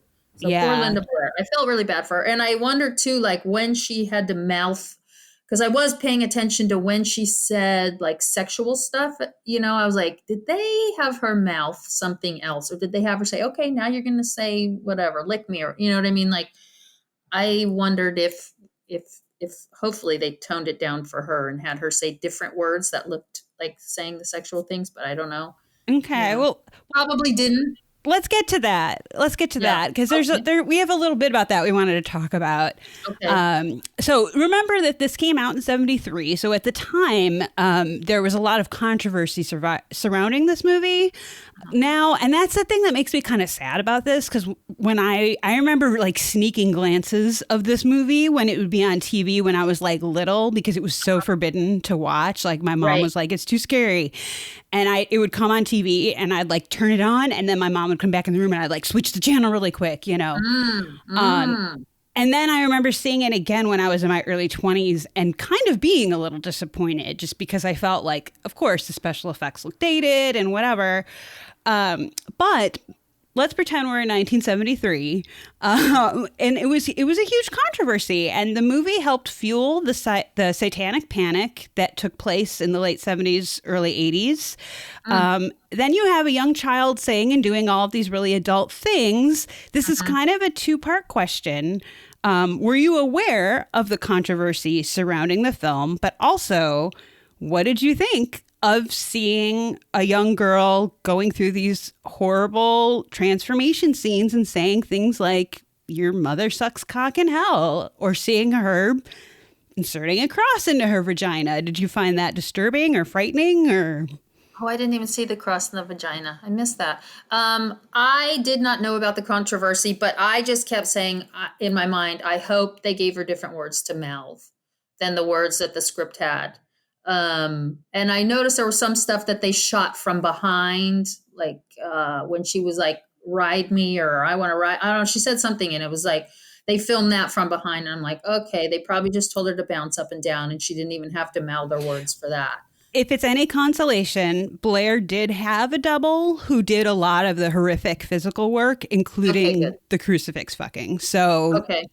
I didn't even see that. How I missed it. I don't know. Again, I'm watching it on a small screen, and everything is so dark. You know, those like 60s and 70s movies, everything's so dark anyway, but it's hard to see on a smaller screen. But yeah, I was just like, ugh. But yeah, I hope they kind of kept her out of like table reads when all the real words were being said and all that. I know the union now would protect the kids more, but yeah, it was weird. It was weird to have a kid doing all that stuff. But also my complaint too was that evil kids can be so scary. Yep. Without any makeup. You know, you think of The Shining, you think of those twins, how spooky they were. Like, I don't think they were wearing any makeup. You know, they may have put a little bit of circles under their eyes, but that's a terrifying image to this day that comes up again and again, those twins. You see that as a meme again. You see it with Bernie, with the new Bernie meme with the mittens. You know, you have them standing next to the twins and it's hilarious because they're so scary. But putting that green makeup on Linda Blair and those green eyes, it just took me out of it. It's like, that's makeup. All of a sudden she's this demon with this, they could have made her scary without that makeup. And that was something that just, I was like, it wasn't necessary. And also the other little kid in The Shining, doing the red rum thing with his finger, that's terrifying. Oh God. And so I think for me, this movie would have been scarier with just, a kid that I really believed was evil. And, I don't know. Well, I think too, like 1973, folks at the time hadn't seen a child that acting possessed or being possessed. And actually, Billy Mummy in that Twilight Zone, wish him out into the cornfield. Yeah, but not. And The Bad Seed. We have plans to watch The Bad Seed. That's a movie I grew up with 100%. But in terms of demon possession and like the whole satanic panic, I guess that like there were death threats against Linda Blair from religious zealots when the film came out, because they believed that the film glorified Satan. So Warner Brothers actually did have bodyguards protecting her for like 6 months after the film came out. Wow. Oh, interesting. Yeah. But she did some of, because of course they dubbed her voice with the satanic voice. So she did some of the actual lines herself. And I guess on the first day of filming the exorcism scene, Linda Blair's delivery of her foul-mouthed dialogue so disturbed the gentlemanly, and I might add, handsome till the end, Max von Sydow. He was so taken aback, he actually forgot his lines. Wow. Wow, he was great. I didn't think that was him. I was like, is that, as soon as I saw him at the beginning, I'm like, is that Max von Sydow? I'm like, that's not him. That's him. No, that's not him. And I did that the whole time. And then I forgot about it. And I was looking up the cast on IMDb and I was like, oh, it was him. He was great. He was so great. You knew he was going to die. Spoiler alert. Because he almost died at the beginning of the movie. He's like, he's going to die right now. Right. But I didn't get what made her possessed. Is there, they find the little coin in her room that he found in Iraq, but I didn't understand how she got possessed. Was there some hint as to how that happened? Well, this is supposedly based on a true story. Oh. Actually, about a boy that this happened to. But and not much is known about that situation because of the fact that he's known as Ronald Doe, because they don't share his name. Obviously, the guy's in hiding. Yeah. But I always viewed it as like she was playing around trying to contact the other side with that Ouija board, and you don't do those things. Yeah, she caught him through a Ouija board, and she thought it was like Captain Howdy, like this fun little guy to talk to, and it was this like horrible demon. Oh, that's right. It was the Ouija board then. Yeah. Okay. Yeah.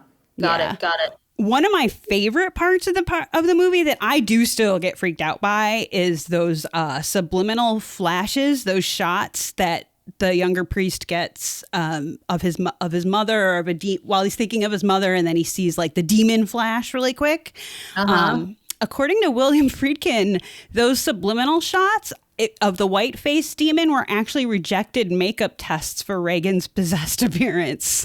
Wow. Oh, talk about using your resources. Damn. Yeah, saving money too. Jeez, I'm all for that.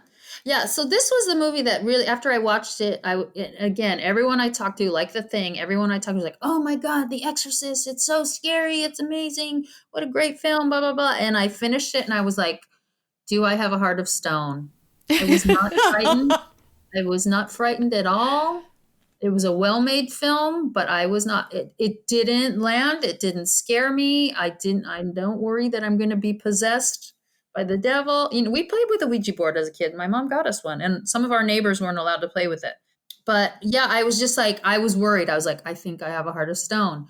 And so I sat with myself and I thought about it, and I was like, no, because at Christmas I watched the movie Jingle Jangle. I believe I believe on Netflix, and it was just my heart just filled with the beauty of it. It was just so well done, and Forrest Whitaker and that little girl, and it was just beautiful, beautiful film. And like my sister and my mom and I sat down to watch it, and then within 10 minutes, my mom picked up her iPad, and I turned to her and I said, "Do you have a heart of stone? How can you not be enjoying this?" And so I was like, "Okay, no, I don't have a heart of stone because of Jingle Jangle." And then I panicked. I was like, "Well, maybe in that, month." Since I watched Jingle Jangle, maybe in that month my heart turned to stone. I was worried.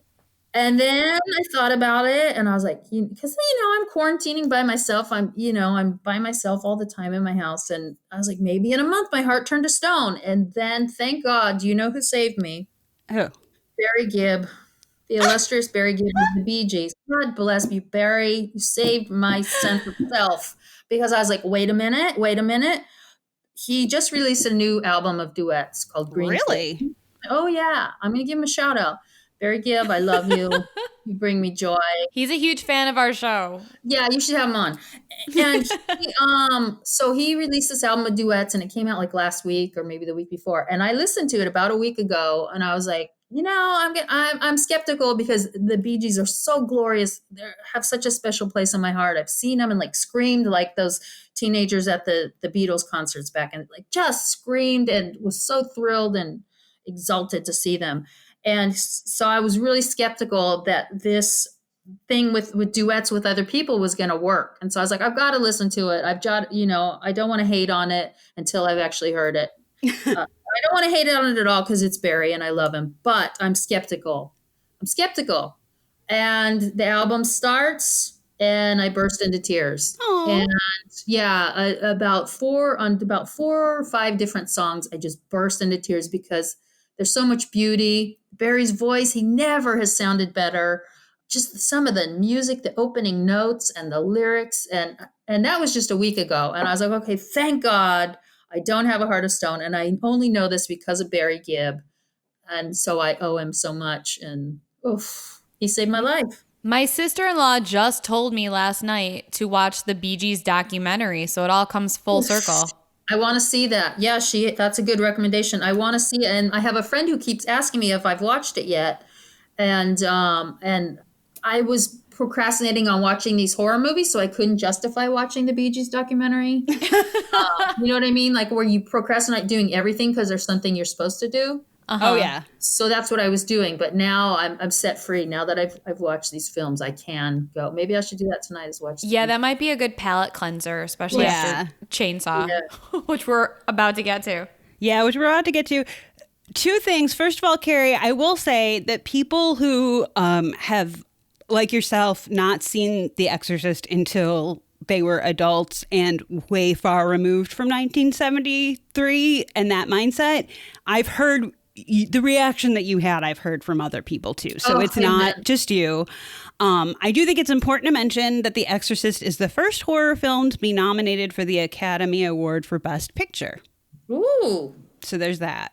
I just got the chills. And then was the second one Get Out by Jordan Peele? Or have there been others in between? Technically, the second one was Jaws, if you consider that. And then there's only been 6 horror movies ever nominated for an Academy Award for Best Picture. It was The Exorcist, Jaws, Silence of the Lambs. Silence of the Lambs, which is the only one that has won.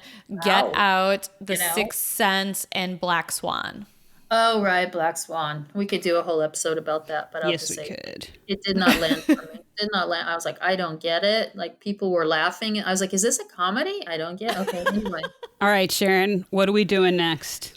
All right, so this is the only movie that we actually talked about in our first horrific experiment episode. I wanted to keep it. My sister-in-law, she watched this and her reaction was priceless. So can't wait to hear your reaction. Carrie, thoughts on Texas Chainsaw Massacre? Go. Here's my nonverbal. There, that was it. Definitely creepy and suspenseful. Thank God. Again, this is reaffirming that I don't have a heart of stone. because I watched this right after I watched The Exorcist. I watched Oh God. the next night. Yeah, because again, I procrastinated and then I had to cram them all together. And you kept emailing me, Sharon, and saying, "Do you want more time? Do you want more time?" And I'm like, "No, I'll get it done." But I think I just needed that pressure of getting it done, because if you'd given me another week, I would have. So anyway, definitely creepy and suspenseful, gruesome. I expected it really isn't that bloody. Thank you. Thank Yeah, it isn't. you.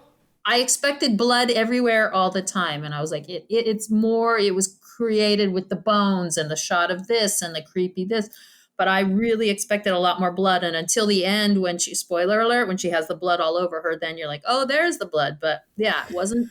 I expected more blood. Okay, has anyone ever in the history of the world? I'm sure they have. I have not Googled this. The guy with like that they pick up, the hitchhiker. Has anyone mentioned that he is an exact double of James Franco? Exact. Oh my God, I never thought about that. He kind of is, but I never thought of that I either. think James Franco has a career because he looks like this guy. And James Franco, I think, is a very talented actor. He did have that creepy Me Too moment. Hopefully he's gotten over that. He's very talented. But I was like, that's James Franco. That's so funny. Google image that guy, and you're like, that's James Franco with dark, greasy hair and a wine stain on his face. Like, yeah, good acting for him. He was really good. The guy who played the brother in the wheelchair, I thought he was the weakest link acting wise. Oh, Franklin. Everyone hates Franklin. Yeah. And I was like, he's probably not really disabled. Hopefully they cast a disabled actor. They probably didn't. But yeah, he was the weakest link acting wise. But I need to know from you, was there a vocal coach on this, or was her screaming dubbed, the main gal? So no, that was all her. And Toby Hooper basically, so that final scene was shot over 24, they like filmed for almost like 24 hours straight. I think it was like 27 hours straight. I can't remember exactly, but between it being like 108 degrees Texas heat, being in this house with all these like bones and rotting flesh, and just having these three characters, basically torturing her, like these three actors who are around her, like taunting her and torturing her and having her tied up. She was literally terrified, and I think having like a panic attack. So like all the fear, the screaming, like that was pretty realistic. Wow. But just an amazing feat mechanically wise. It's hard to scream. Like I can do screaming, I can do it safely and sustain it and all that. But even that, you get so caught up in the moment. Her voice must have just been a freaking wreck, man. Like, I don't know how she did the whole movie. She screamed and screamed and screamed. I was just like, whoa, I hope she had a vocal coach or that they dubbed some of this. But wow. Oh my God. Creepy. I was glad that there wasn't sexual stuff. Like when they were taunting her, it was just all about like torture and murder.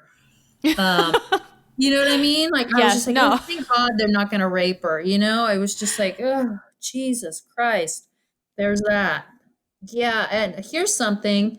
I'm convinced they purposely put her in white pants. Because I was like, man, the other girl had on the cute little short shorts and, and I was like, why is she wearing those pants? And then when they had it at night and she's running through the fields, I was like, oh, questions answered. So you could see her at night when she was running. I'm almost positive that was like a conscious decision. And then when there's blood, then, it shows up good on the white. So that was something. That's stupid. I always think of things like that when I'm watching film. As an actor and someone, I always, not always, but a lot of times when I'm watching TV, I'll see a scene and I'll say, oh, that was the audition scene. And people will go, how do you know? And I'm like, because that's the scene with the highest stakes and the highest emotion, and they have to prove to the casting director that they can pull it off. So that was the audition scene. I didn't do that with this movie. But yeah, I did think about the screaming and the pants. I was like, that was a conscious decision. I just think practically, I'm like, why would anyone? I personally would never wear white pants. I never do, just because I'm like, they'd be dirty in 5 seconds. Yeah. Yeah. I appreciate you saying that there was not a lot of blood, because when we did this experiment before, and Mindy had only seen this movie once, so she rewatched it, and then my sister-in-law saw it, and you hear Texas Chainsaw Massacre, you think it's going to be a bloodbath, like you said. And I told them, I'm like, there's really not that much blood in the movie. It's a lot of psychological. Like, you don't see the hook going through her back when they hang her on the meat hook. You don't see a lot of the actual like violence. A lot. It's just psychological. And when the three of us came back together to discuss it, Mindy and my sister-in-law were both like, bullshit, that was horrible. They were so mad at me, Carrie. They're like, why the fuck did you make me watch this movie? Blah blah blah. Well, no, what your sister-in-law said was, what is wrong with you? Well, this one I did consider not finishing. I was like, fuck it, I don't have to, there's no law. They're not going to arrest me if I don't finish this. And in fact, You don't know that? this one over two sittings. I just remembered that. About, like 40 minutes in, 45 minutes in, I was like, maybe I should take a break. And then my friend Honey called me. My phone rang like at 55 minutes in, and I was like, honey, you saved me. You saved my life. And she's like, what? And I said, I'm watching the Texas Chainsaw Massacre and I need a break.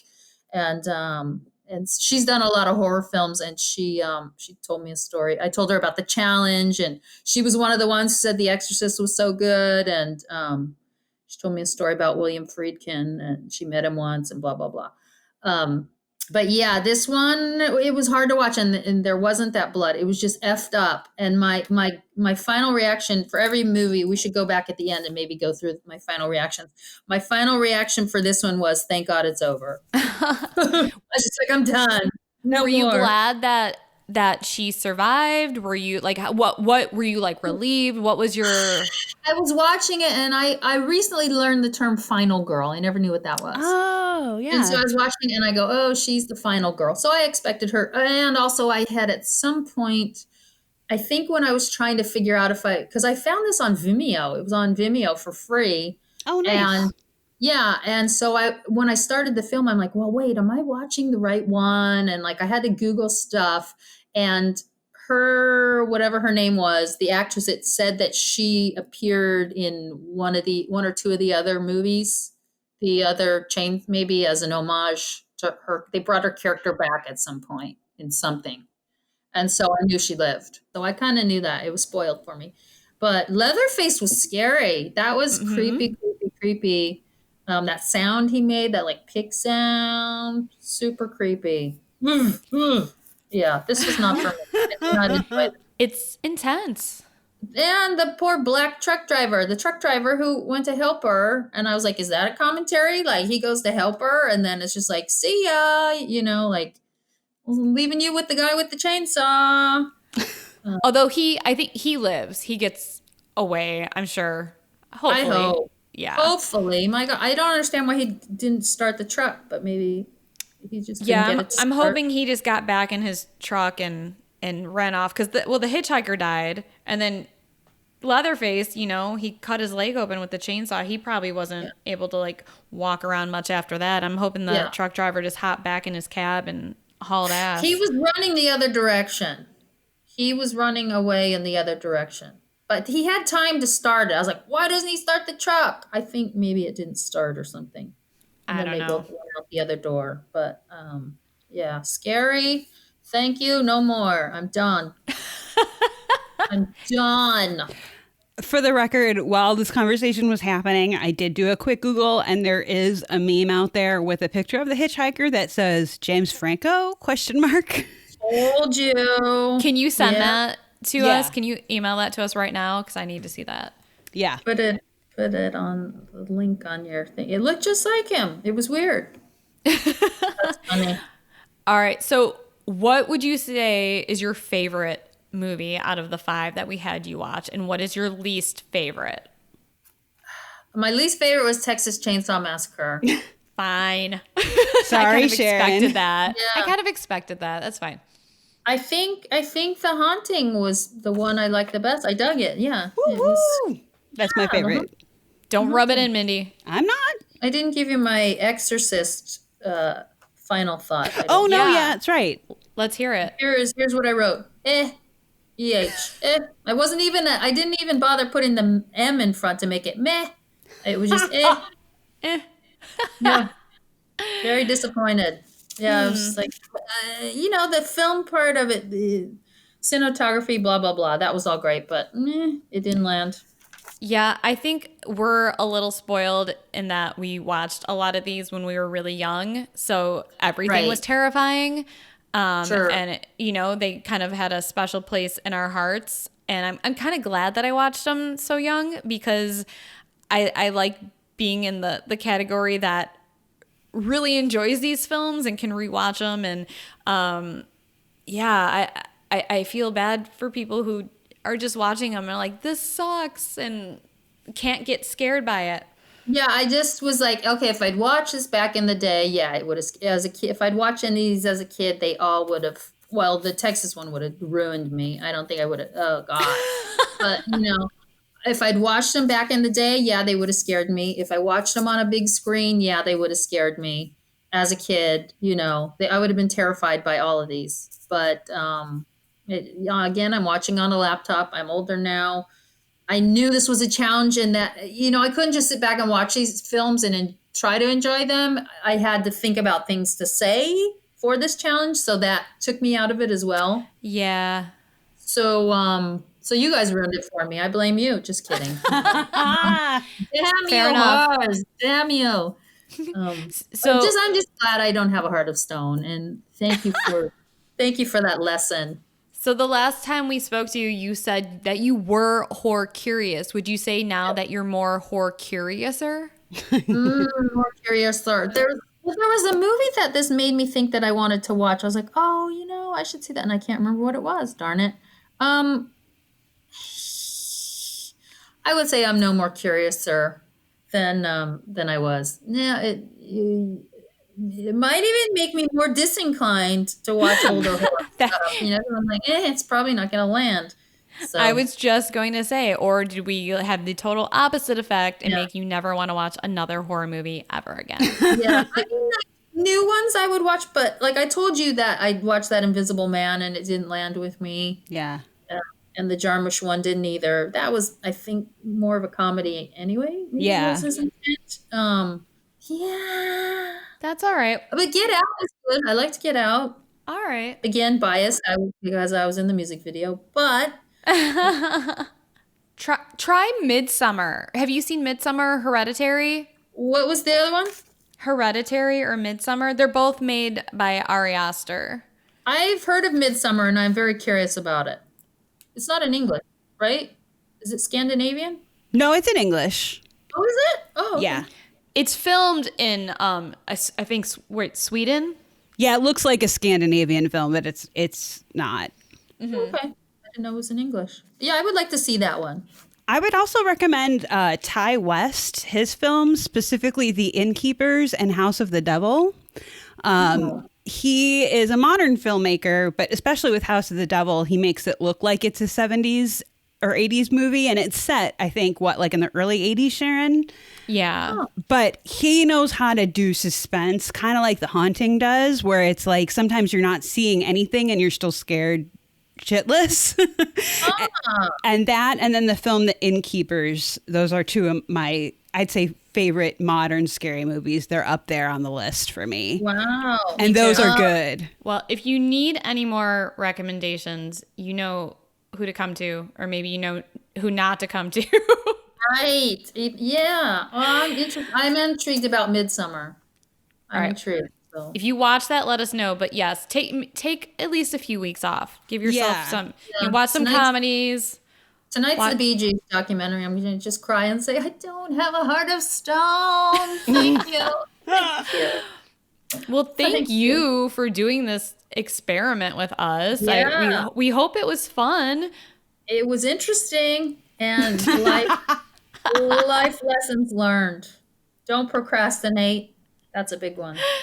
Don't binge 5 horror movies in 1 week. And if you live in LA, get your library card for the LA County Library. And if you ever go on a weird road trip in a dusty, out in the middle of nowhere countryside, don't wear white pants. Right. Pants. Well, it maybe do wear them because that means you'll be the final girl and you'll be the one that survived. Thank you, ladies. Thank Once you. again, can you tell us about your new podcast and when it will be available and where people can listen to it? Oh gosh. So yes. So it's called In the Gloom. I have a new podcast coming out, a horror fiction narrative podcast. I think I haven't talked to the director recently, but I think March is like the hopeful date. But it's again produced by Violet Hour Media. And it'll be on their platform. It'll be on Stitcher and Apple and anywhere you get your podcasts. Yeah, it's creepy. Creepy. I play a psychiatrist. All right. Well, when that comes out, we will post about it. Let Great. all of our Thank you. listeners know. But yes, thank you so much. We really appreciate your time and, your Sanity. your Or lack thereof. generosity in I'm trying to think of the word, not appeasing, but placating us, I Yes. guess. Kidding you. Got it. No, thanks for thinking of me. That was fun. It was great to hear from you. So Thank you all for listening to us. As always, you can write to us at whorestalkhorror@gmail.com with anything you want to share with us. If you have any episode ideas you want us to cover, let us know. We have some new topics coming up. We're going to be doing an oldies but goodies episode where we're going to discuss classic horror / thriller / drama / film noirs, movies that fall into a few of those categories. We also have an episode where we are going to be discussing outdated mental health treatments. That will be coming out soon, so look for that. We're working on an Oscar episode too, but this is going to be a horror movie edition, and we are actually going to give you, the listeners, an opportunity to vote on your favorite horror best pictures, directors, actors, and actresses from 2020. You can also share your ghost stories with us, your personal ghost stories, or any true crime stories, creepy stories, UFO stories, whatever you would like us to read on our show. As always, please subscribe to us and rate and review our show. It truly helps us get more exposure, so we really, really appreciate it.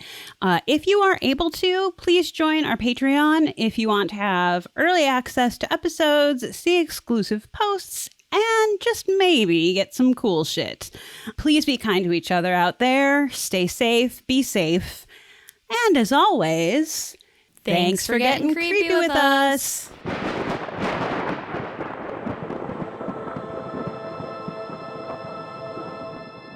Sharon, do you want a beer? Oh my God.